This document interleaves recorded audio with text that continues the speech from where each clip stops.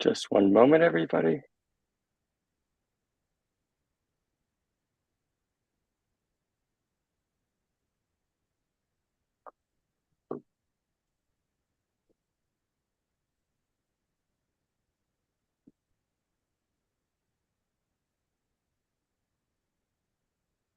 Okay.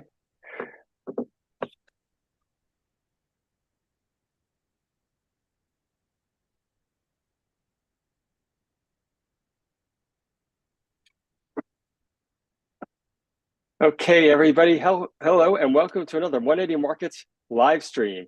And friends, we are trying to bring you companies that are on the move, making positive news. And I can't think of any company out there on ASX right now making more positive news in the biotech space with its ability to control its own destination than Pharmaust, because they have had fantastic phase 1 results earlier this week. And joining us to talk about it is CEO Dr. Michael Thurn. Michael, welcome. Hi, Greg. Thanks for having me. Great. Hey, Michael, these were fantastic results from your monopentel product. Can you just tell us a little bit about the product itself, fighting off neuromuscular disease, and what does it mean? Yeah, so the product is a repurposed veterinary product of all things. And we're using it not in animals, but we're obviously using it in humans. And this particular active monopental has shown to have the ability to turn on a process called autophagy. And autophagy is a natural cleaning process that all cells use to remove metabolic waste. And in motor neuron disease, the disease that we're targeting, the toxic buildup of protein causes the neuronal degeneration. So we've come across a mechanism where we can use monopental to increase autophagy in those damaged neurons to clean up that protein and help, what we hope, slow down the rate of progression of people with motor neuron disease. So yeah, I think we're onto something. Yes. And for those of people that don't know, obviously this is unfortunately a terrible disease, but it does have a big total addressable market. Can you just talk to us a little bit about the market itself? Yeah, so it's a rare disease, but the total addressable market is quite large for a rare disease, and the main reason why it is large is because the current available treatments are few and far between, and the ones that are available, the best one out there in the marketplace, called Relyvrio, it's only approved in the US. It's not approved anywhere else in the world. It prolongs life by 9 months. And for someone with motor neuron disease, where their average life expectancy is only 2 years, a product that provides benefit, extends their life by 9 months doesn't seem very much. So what we're hoping to do with our product monopental, and certainly from the phase 1 study that we've recently completed, it shows that it's safe for an extended period of time. We've had patients on monopental now for up to 17 months, both from our phase 1 study, but all those patients wanted to continue on monopental because they were receiving a benefit. And we allowed them use of monopental through a compassionate use program, and we've now started to enroll them in an open label extension study. So that's quite significant in themselves. The patient feels as though they're getting benefit. And remember, this is a condition where the average life expectancy is only just over 2 years. So to have patients, a number of patients on the drug for over 16 up to 17 months is a significant achievement for the drug and a significant achievement for the company. Very exciting. Right. Yeah. And Michael, can you also drill down? There were 2 cohorts within the study, and how the increased dosage of, I believe it's the second cohort, had statistically different outcomes. Can you just talk to us about that again? Yeah, I'll preface all this by saying that, it's only 12 patients. Okay. And the primary objective of the phase 1 is really to establish safety and tolerability. And we only saw 3 adverse events, which is a testament to how safe monopental is. Right. As you were talking, we had two cohorts. The first cohort was on a dose of 2 milligrams and then moved up to 6 milligrams. And in the patients, you could actually see that inflection from going from 2 milligrams up to 6 milligrams. There was a better slowing of the rate of progression in moving from 2 to 6. In cohort two, they started on 4 milligrams per kilogram and then went up to 10 milligrams per kilogram. And this is what excites us the most, in that the Yeah. results show that for cohort two, we were able to slow the rate of progression by 58%. How did we measure that? We measured that against what they call a PROACT database, a natural history database Right. that contains data from over 8,000 people with ALS.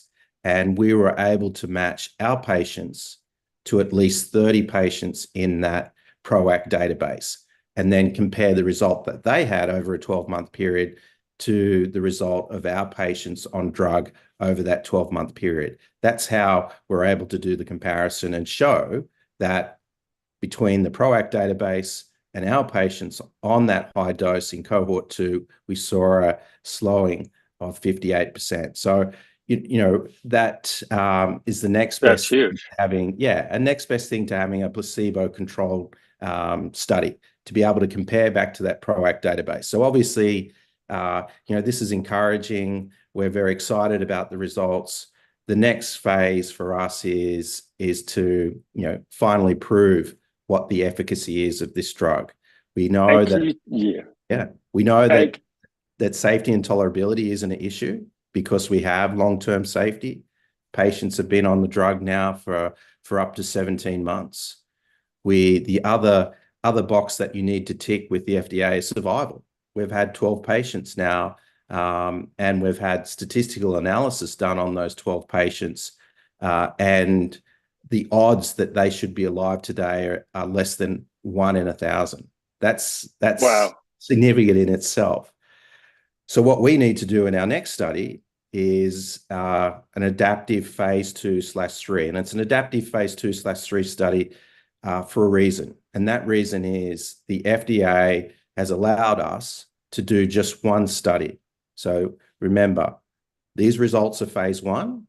We now have the opportunity to do one more study, only one more study, to potentially get accelerated or full approval from the FDA. Now that's kind of unusual, very unusual for a For drug. sure.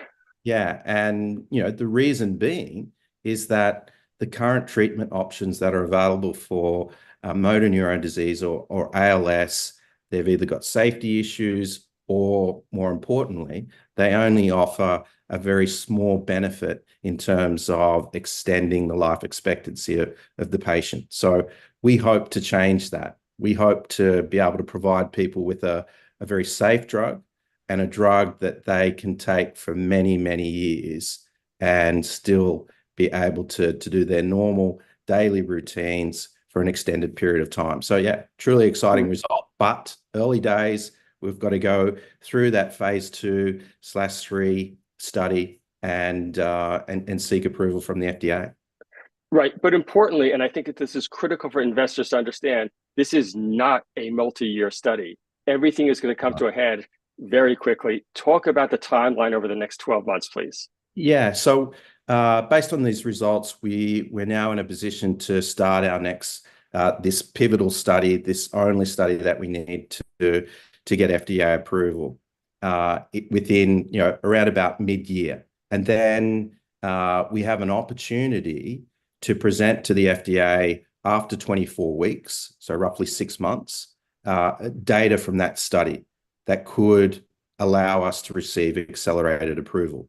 So based on that, there is an Yes. opportunity for the company to potentially have this drug approved and in patients available for purchase in 2026. So a very short time frame. But the other compelling investment angle for Pharmaust and investors is that it's the one study. So the one study is going to cost us between 20 to 30 million Australian.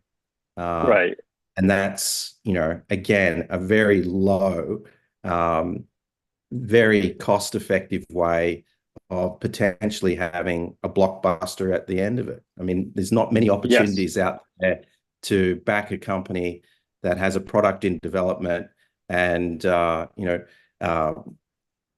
invest, conduct the phase 2/3 study, and then be in a position to receive accelerated approval from the FDA and provide the drug to 10 to 20,000 people with the disease.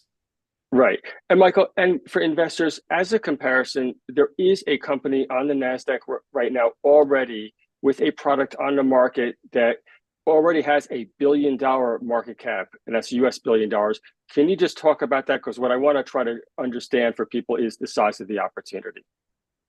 Yeah, so the company that you're talking about is Mkts Pharmaceuticals. So on the back of their phase 2 results, so Mkts Pharmaceuticals has a drug called Rilibriol. Rilibriol is the one that offers 9 months life extension.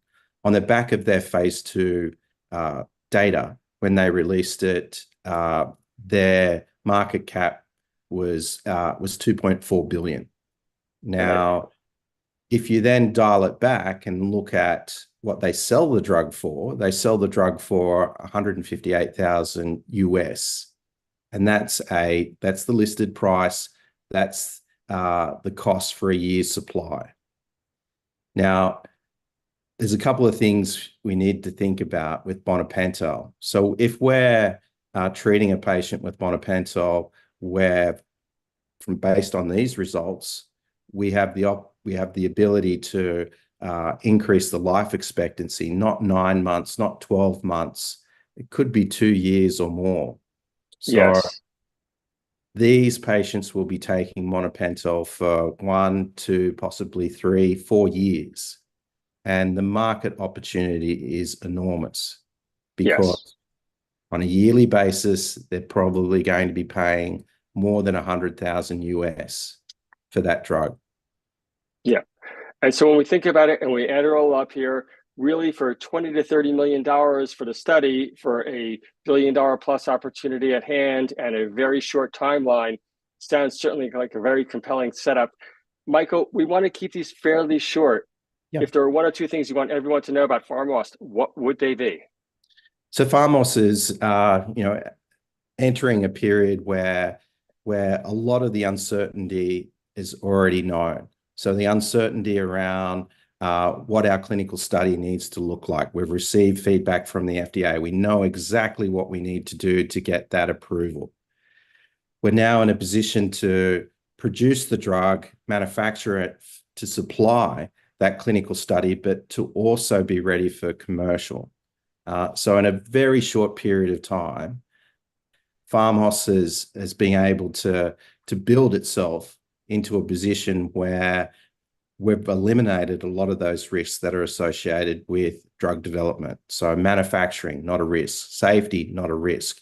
What do we need to do in our clinical study? We know we've got the feedback from the FDA. So Right. we've worked to a position where we've basically de-risked the investment. Great. Michael, we're so much looking forward to it. And there are millions of people as well that really need this, and you're doing great work. Thanks so much for joining us, Michael.